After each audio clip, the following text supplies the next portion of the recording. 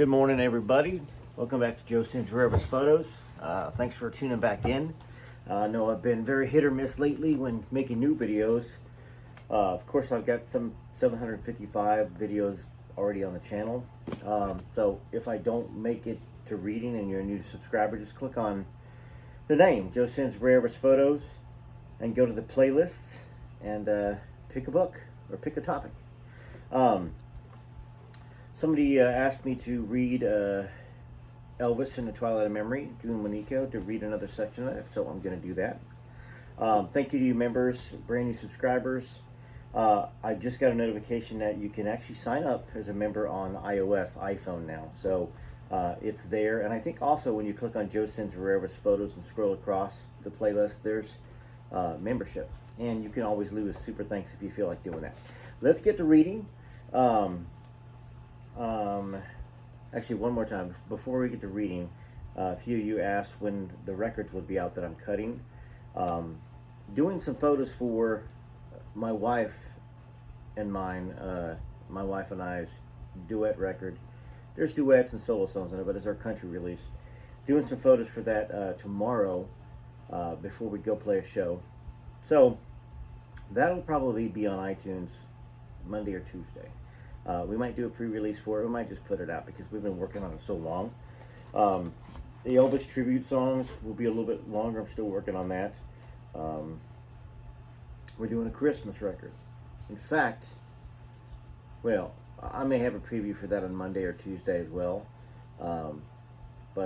Anyhow, back to reading. I missed reading to y'all. I love Elvis, just as I know you love Elvis. I love all y'all. I've gotten to know quite a few of you.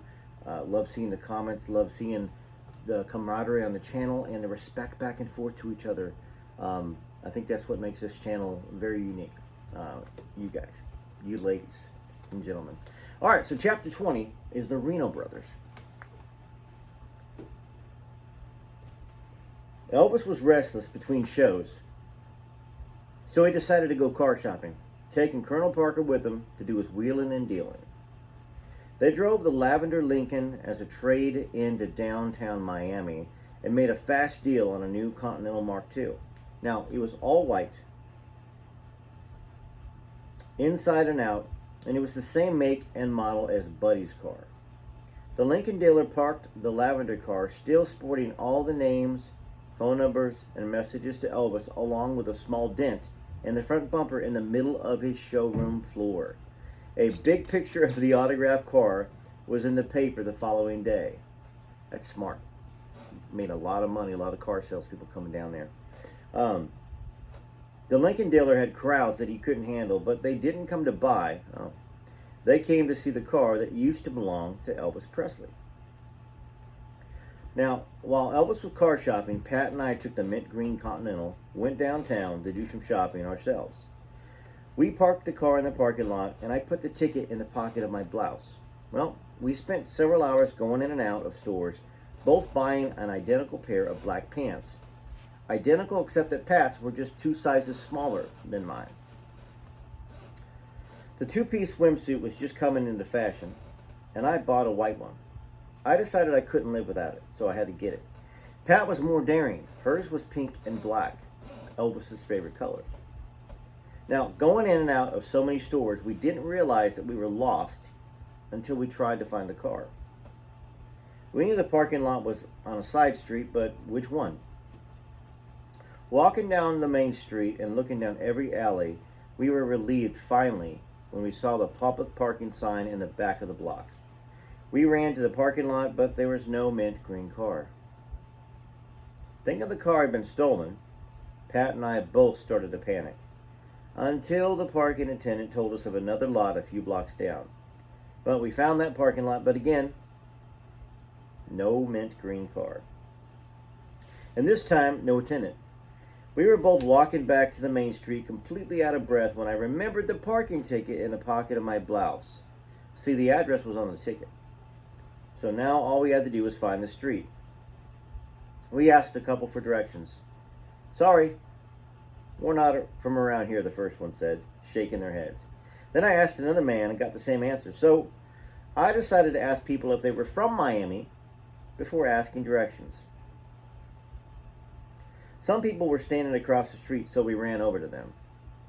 Is anyone here from Memphis? I asked.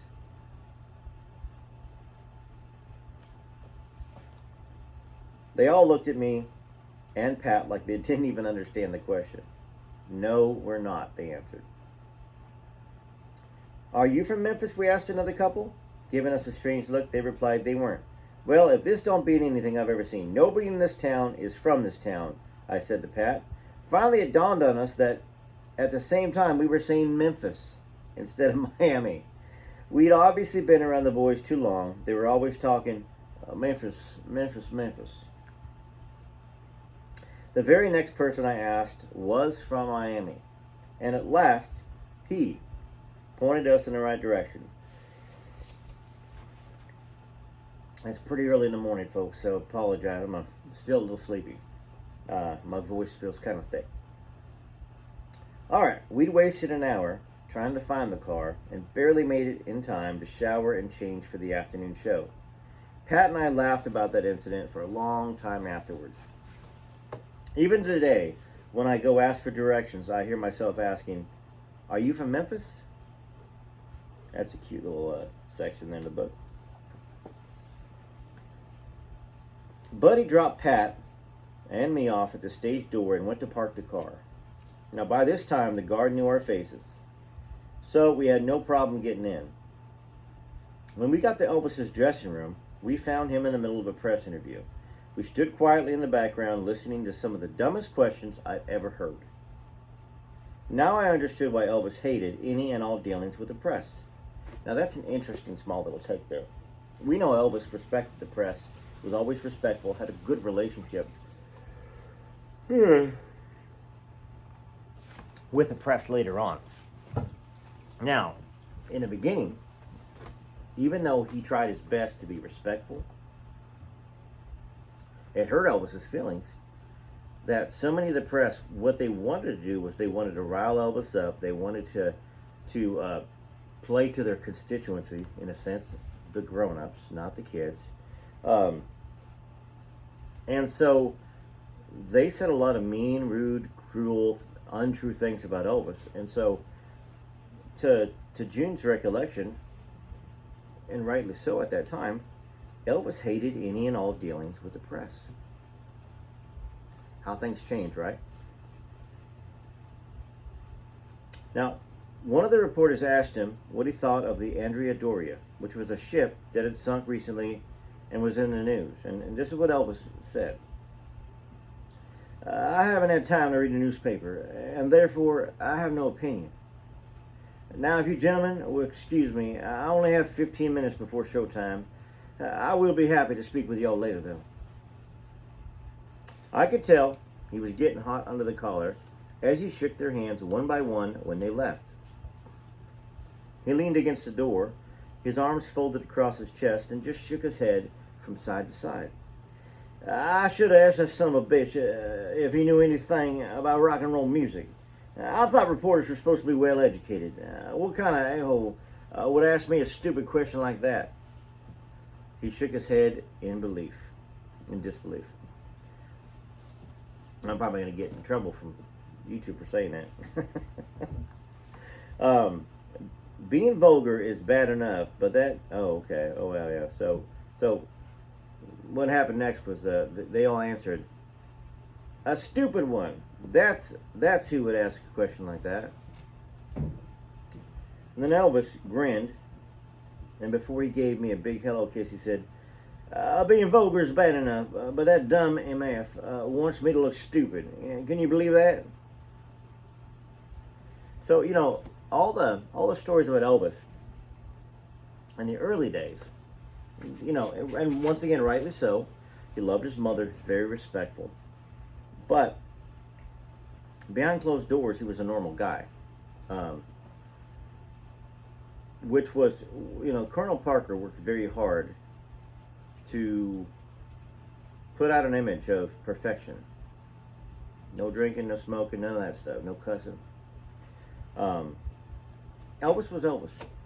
You know, I mean, Everybody has said cuss words here and there, and everybody's had time periods where they said cuss words probably more often than they didn't. And you stop saying them, or you whatever, the people that you're around, maturity levels, all that stuff. But Elvis was young. I think this is 56, so 21.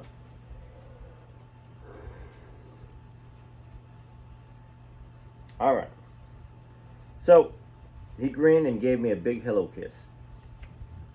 Elvis was always able to push annoying things out of his head and get on with his life. Me? Well, I had to stew a while before forgetting about him. Pat and I were trying to watch the show from the wings, but we just couldn't get away from the same group of reporters. They were trying to find out what we were doing in Elvis's dressing room. I wasn't about to talk to them, especially the stupid one. We gave up trying to watch the show and went back to Elvis's dressing room. The alley below was crammed with screaming fans who had come to see the show but couldn't get in.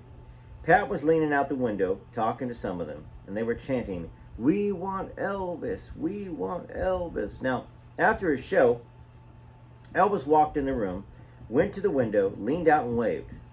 They went crazy and started yelling, "Throw me something! Throw me something!" It reminded me of the Mardi Gras parades in New Orleans. Well, Elvis took off his shirt, hung it over the back of his chair, and went to the bathroom to freshen up. But Pat picked up the shirt, soaking wet with perspiration, and threw it out the window. The kids in the alley tore that shirt to shreds and were scrambling for bits and pieces. Now, Elvis came back in the room and was looking all over for his shirt. After a few minutes of trying to look innocent, Pat finally confessed. Elvis loved his clothes. Pat. Elvis loved his clothes. He loved his shirt. That probably made Elvis a little... Who knows? He loved his fans too. So maybe he thought, I'll just get another one, I apologize for the yawning. I was up till really late mixing. 2 o'clock in the morning. And it's 6 now, so it's only been 4 hours since I tried to sleep. Okay. Let's see if we can get through this next section without a yawn, right? That's my mission. That's what I'm planning to do, baby. Alright, so when it came to Elvis, the press sure got things turned upside down. The press reported that Elvis had thrown his pants out the window to a small gathering of teenage girls. It was another lesson we learned about the media. Colonel Parker, without warning, stopped by Elvis's hotel room later the afternoon to bring Elvis the script for his first movie. So they were there. That's pretty cool. He stayed just inside the door, glanced at me, sitting next to Elvis, and without a word, handed the script to Gene. Then he turned and left, slamming the door harder than was really necessary. "I wonder when I'm supposed to even find time to read this," Elvis said, taking the script from Gene. "Well, he doesn't care if you read it or not. He just wanted to see if I was here," I said, knowing damn well I was right. The title on the cover of the script was The Reno Brothers. I immediately thought cowboys and Indians, and couldn't picture Elvis in such a role. Now, reading from the beginning, we learned that the movie was set during the Civil War. Elvis insisted on turning to the last page to see if it had a happy ending, only to be disappointed to learn his character gets offed unalived in the end. June, I don't want to die in my first movie," he said, pouting like a little boy. "Why not? I think it's a good idea. I always remember the character who dies. Happy endings, you forget. Sad endings stay with you longer. At least that's the way it affects me." Elvis looked at her and said, "You know something, June? I think you might have a point. I always remember the one who dies, too." So do I. My favorite movie of all time, and I think we've done this before, we talked about favorite movies, is Legends of the Fall. Oh, just rips your heart out. The end, a lot of the middle, Legends of the Fall. Now, you might be a Brad Pitt fan, you might not be. One of his earlier movies when he was younger, but it's got Anthony Hopkins in it. Watch the movie. If you got streaming channels and platforms, just search for Legends of the Fall. You will not be disappointed by the end. what a quality movie that is. Three brothers. Anyways, okay. Something Elvis would have probably done great in a role. Buddy parked the mint green car at Elvis's hotel, and we all rode to the theater in Limbo. It was the final show, and the plan was to leave Miami as soon as it was over. Arthur, trying to make up for wrecking the car, Arthur Houghton, volunteered to stay and pack up the new Mark II. Elvis ordered, "I want everyone to be here in the limousine when I start to sing the last song. Not when I finish the last song. Everybody hear me?"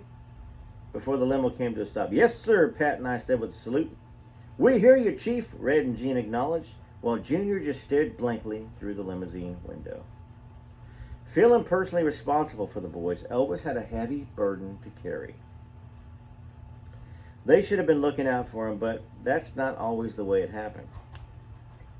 Before leaving his dressing room for the stage, he gave me a quick kiss and reminded me to avoid the Colonel.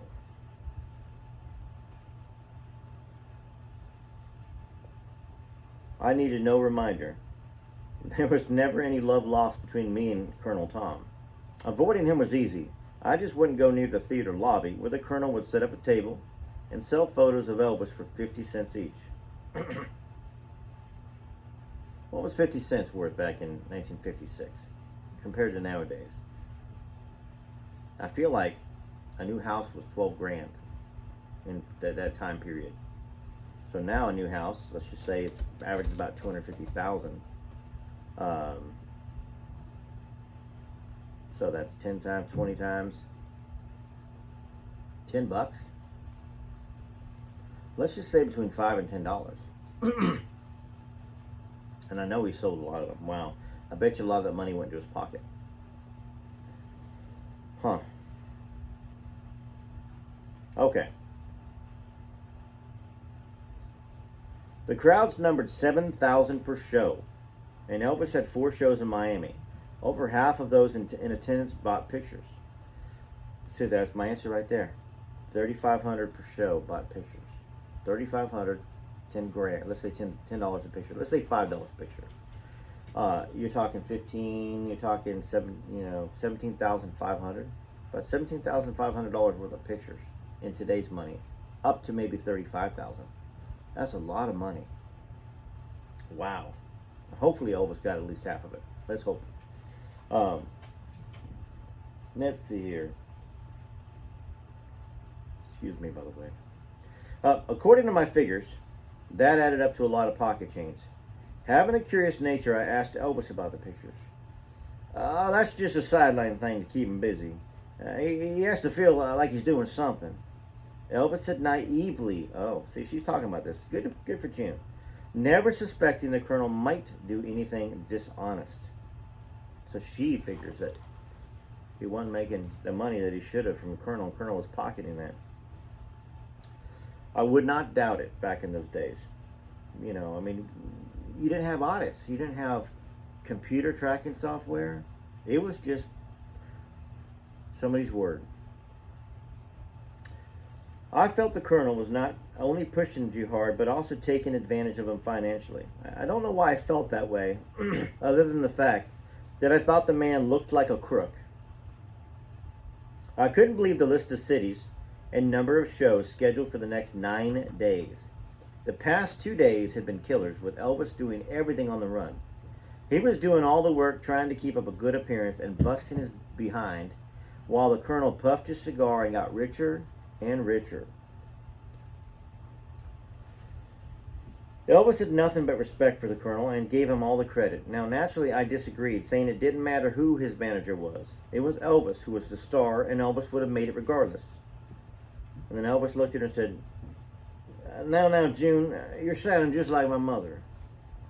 I had become curious about the man Elvis called the Colonel earlier that summer when the radio station had announced our engagement, and Elvis had been more concerned about the Colonel hearing the rumor than about the rumor actually in itself.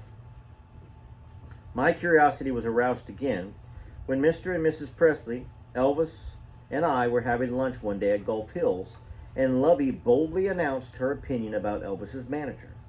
She thought the colonel was treating Elvis like a piece of merchandise and referred to him as a fast-talking bull shooter.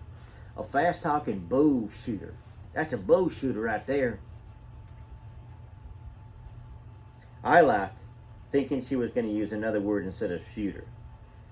I just don't trust the man, she went on to say. Then Vernon said, excuse me, let the man alone, Gladys. He's doing a good job. Mr. Presley had talked and took the colonel's side. Now, I hadn't met the colonel as yet, so I didn't have an opinion one way or the other. In my mind, the title colonel suggested a proud, honest military man fighting for his country. Shortly after the lunch conversation, I was surprised when I learned that the colonel wasn't a real colonel, but had been given the honorary title by friends. He was nothing more than a carny, and had spent most of his time with a traveling show. Seeing him in action peddling his Elvis pictures and his Elvis souvenirs before and after every performance made one think that he had never left the carnival. He even said, "Step right up," like a barker at a sideshow. Elvis's mom may have been naive about a lot of things, but as it turned out, Gladys Presley was an excellent judge of character. The title colonel wasn't the only lie about Tom Parker. Tom Parker wasn't even his real name. He was an illegal immigrant who had come to this country when he was 19 years old. His real name was Andreas van Kujic, and he had been born in Breda, Holland. None of this surfaced until much later, though. Elvis played to another full house for his final Miami show. The screams could still be heard as he climbed into the waiting limousine before the crowds had even realized he was gone. Elvis looked around. And he said, "Everybody here? Oh, where's Arthur?" "Back at the hotel packing," I answered. "Okay, let's go," he shouted to the driver. Now, leaving the theater before the crowd made the ride back to the hotel much safer and a whole lot easier. From now on, this was to be Elvis's standard plan of departure. We ran to the hotel room to make a final check and to change into something more comfortable for the long ride on the Tamiyama Trail to Tampa, the next city on tour. On the way back to the car, Elvis asked me to ride with Buddy for a little while, and I didn't ask any questions. I figured he needed some time alone to discuss things with the boys. Well, about 5 miles down the road, he pulled the Mark II over and stopped. 2 of the boys came back to Buddy's car and traded places with me and Pat. I figured his little talk with the boys was over.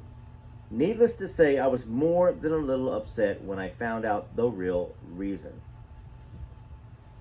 As soon as I got in the car, Elvis began telling me about his long conversation with the colonel.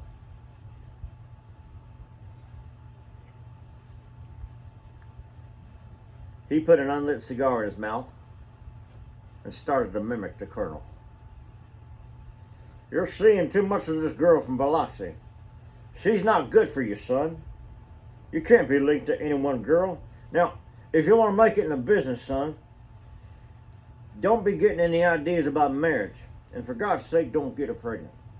You do and you're through, son, that's for sure. I don't even want you riding in the same car as me, June.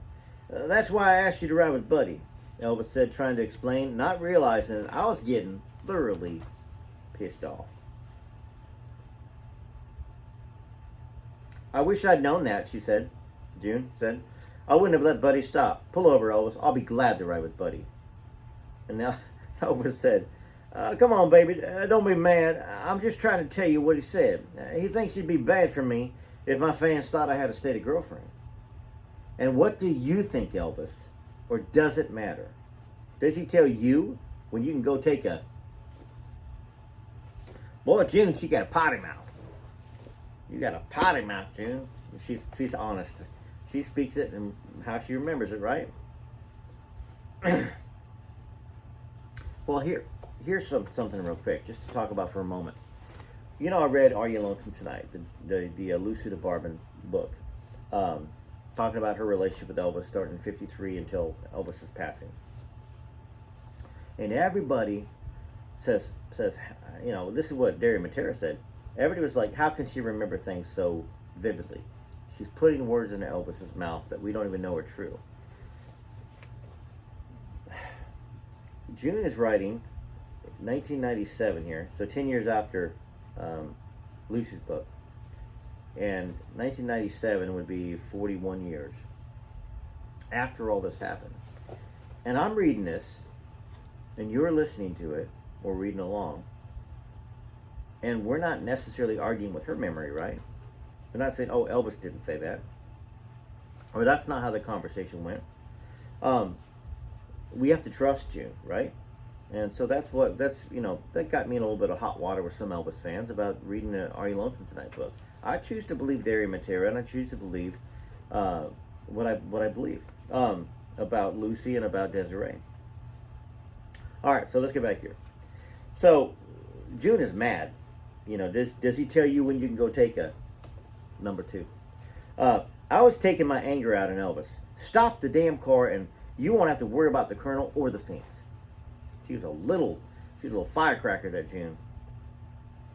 Elvis said, I'm not worried about the Colonel or the fans, June. I'm not stopping the car, and I get you cute little behind over here where you belong, he said, patting the smooth white leather upholstery. I could not resist his gorgeous, smiling face, and I slid next to him. Still angry about the Colonel, I sat quietly. Now, as he talked about the events of the day, I noticed his voice was beginning to crack. He noticed it too and blamed it on the air conditioner. June said, it's too much singing and not enough rest. Elvis said, I'm glad you're still talking to me, baby. Don't be mad with me. I need you. You're the only sane thing in my life. So don't worry about the Colonel. I can take care of him. You don't have to know about all my business. And then he pulled me close. Well, I don't like him. I wish he'd go back to the circus and sell tickets to see the bearded lady or the cow with 2 heads. I love you, June, you know that, he said, laughing. Between the steady thump of the highway seams and Elvis's and Junior's snoring, Pat, sitting behind Elvis, couldn't hear a thing. She was on the edge of her seat, though, her head practically between Elvis and me, waiting for the somewhat heated discussion to continue. When Elvis turned his head sharply to the right, their noses collided. Oh, don't mind me. I'm just trying to get comfortable, Pat said, slightly embarrassed. You could hear a lot better if you just come sit in my lap, Pat, Elvis replied. The 3 of us started laughing, and the Colonel was quickly forgotten. The shortest possible route from Miami to Tampa, to Miami, Tamami, to Miami. That's funny. The shortest possible route from Miami to Tampa, to Miami Trail. That's weird. To Miami, so T-A, Miami. To Miami Trail got its name from a combination of Tampa and Miami. That was a rough section. Y'all been there. I wasn't paying much attention to the long, dark highway running through the Florida Everglades or the big cypress swamp until Elvis started teasing me about the car breaking down in the middle of the snake and alligator-infested swampland. To avoid feeling a chill every time I looked out the car window, I laid my head in Elvis's lap and tried to go to sleep. When the car came to a stop, I was afraid to open my eyes. And then Elvis said,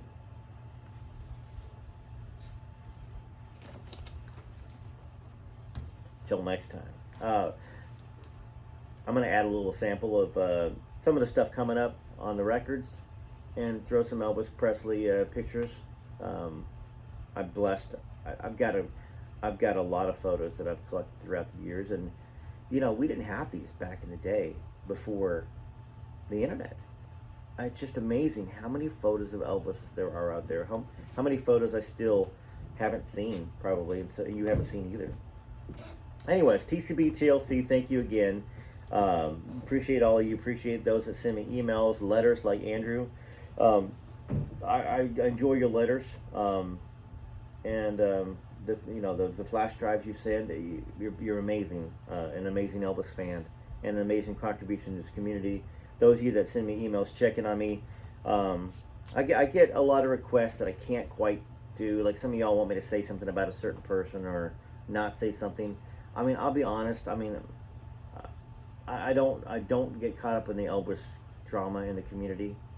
I mean, I remember Billy Stanley called me up maybe 9 months ago, maybe a year ago. He goes, Joe, you're getting big. He said, you're gonna start getting attacked. And sure enough, I did. The bigger you get, but I'm only as big as y'all are. Y'all are the community, and I try to defend y'all, and I try to keep y'all from getting attacked. And we're not going to agree on everything, but that's what good friends can have conversations. I've got friends that have a different political viewpoint of mine, a different religious viewpoint of mine, but we can have conversations without insulting each other. Now, sometimes it's harder to do with family. There are certain members of family that, it's frustrating. But you know what? They have a right. Our family has a right. Our friends have a right to have their opinions on Elvis, on different things. So, if there's one bit of advice, try not to get too caught up in things. And if you notice yourself getting too caught up, step away. Step away. Not good for your health. All right, this is Joe Cincerero's Photos. Hopefully you enjoy the music that's coming along and the photos. And we'll talk to you again soon.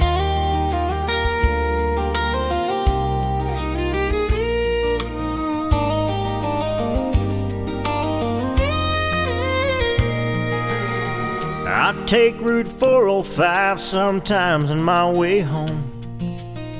It's a little out of my way, but that's the way I go. There's a patch of wildflowers that grow in the summer, fall, and spring. My baby's big on the little things. I'll rise and shine with the morning sun long before she does. Head downstairs to the kitchen where I grab her favorite cup. Her sweet kiss comes with that coffee that I bring. My baby's big on little things. A little white frame wedding chapel and a little white dress her grandma made. A little house with a little extra room for that little one someday. A lifelong vow that I'll be keeping in that tiny diamond ring. Yeah, my baby's big on little things. Big on little things.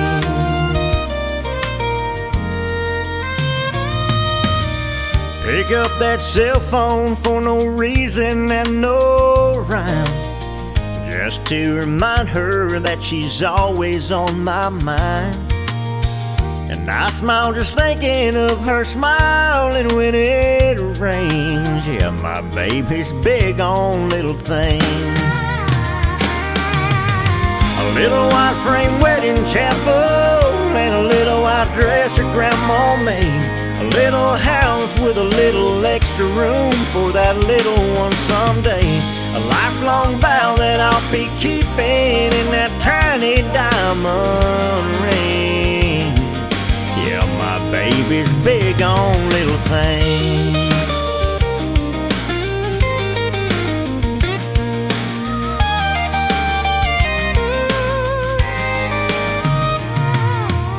A little white frame wedding chapel and a little white dress her grandma made. A little house with a little extra room for those little ones someday. A lifelong vow that I'll be keeping in that little diamond ring. Yeah, my baby's big on the little things.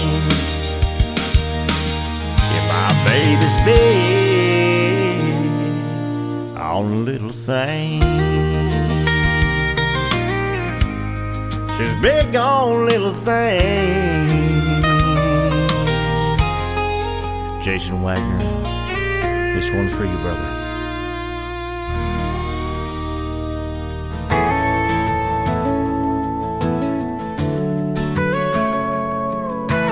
Baby, I've caught you lately, looking in the mirror. You see everything that's wrong with you, but you're perfect to me, girl, that's true. You ain't gotta do anything, 'cause you still turn my head in the hallway, in the kitchen, when you're leading me to bed. I love you more today than I did the day we met. You make my heart beat so fast, babe, don't you ever forget. You're more beautiful today than the day we met. And God, you were beautiful. I'd pick you from a lineup, from the front or behind, 'cause there's no other girl for me, only you can catch my eye. I love you more today than I did the day we met.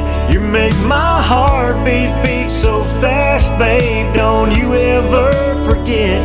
You're more beautiful today than the day we met. And God, you were beautiful.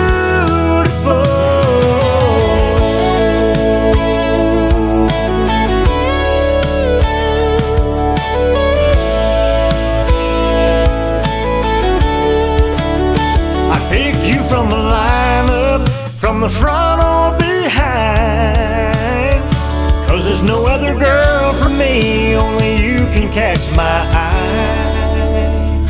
I love you more today than I did the day we met. You make my heart beat so fast, babe, don't you ever forget. You're more beautiful today than the day. Girl, you were beautiful.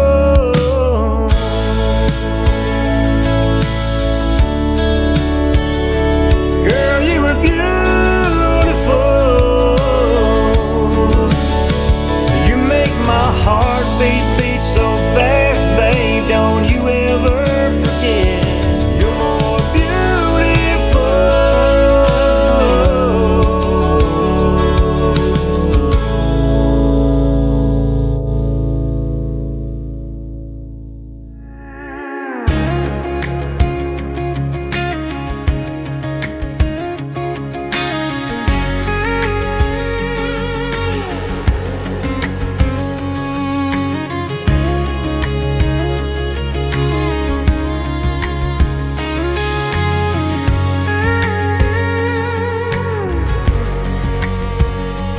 You burn brighter than the northern lights, get quiet as a western night. I've seen the color and felt the calm. So what's the story hiding in that strong?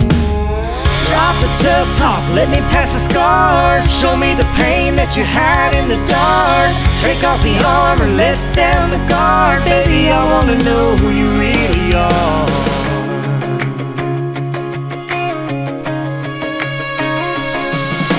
You act so fearless, but I've seen you hide.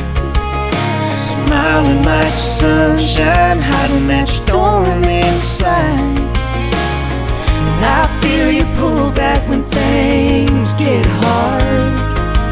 Who built that fence around your heart? Show me the dreams you won't speak out loud. Show me the face not meant for the crowd. Let down your hair, you wash your guard. Baby, I wanna know who you really are. If I hang my head up and I drop my guard, could you feel these cracks inside my heart? We might get hurt or we might go far. Baby, I wanna know who you really are.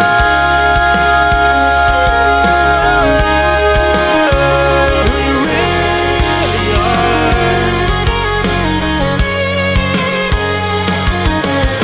Show me the dreams you won't speak out loud. Show me the face not meant for the crowd. Drop the tough talk, let me pass the scars. I wanna know who you really are.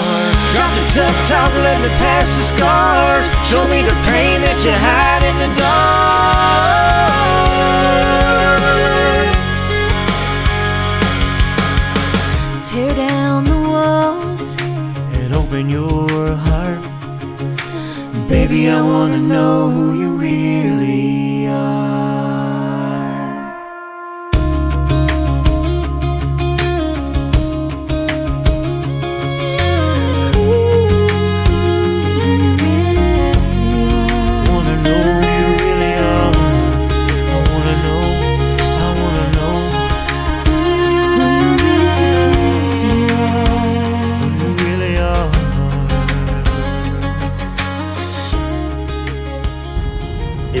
this far, I want to know. And which one of those is your favorite?